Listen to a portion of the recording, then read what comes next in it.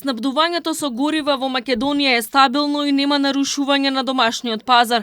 Од владата велат дека будно ја следат состојбата не само дома, туку и на берзите во регионот и на меѓународниот пазар со нафтени деривати. Додаваат дека владата ја продолжи кризната состојба за нафта и нафтени деривати до 20 октомври, со што се обезбедува навремено и ефикасно да се реагира доколку дојде до нарушување во снабдувањето или ценовни шокови.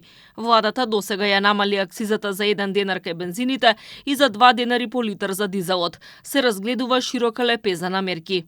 Покрај веќе донесената одлука за намалување на акцизите, владата останува подготвена да преземе и дополнителни мерки доколку тоа го наложат околностите, со цел да се зачува стабилноста на пазарот, да се обезбеди непречно снабдување и да се заштитат граѓаните и стопанството од евентуални негативни последици. За сега не се знае дали ќе има вонредна владина седница на која ќе се воведат мерки до понеделник, кога регулаторната комисија за енергетика пак ќе ги пресметува новите цени на горивата кои ќе важат од вторник. Премиерот Мицкоски вчера рече дека меѓу мерките кои на владата и стојат на располагање е и намалување на ДДВ-то од 18 на 10%.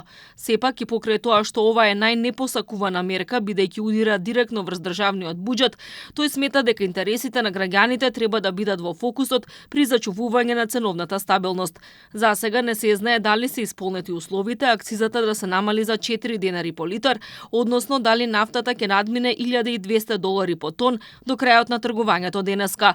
Цената во моментов изнесува $98 за барел и е повисока за $10 споредено со минатиот петок. Горивата во Македонија за 3 недели поскапеа за 14 денари кај дизелот и за 5,5 денари кај бензините. И покрај тоа земјава се уште има најевтини нафтени деривати во регионот.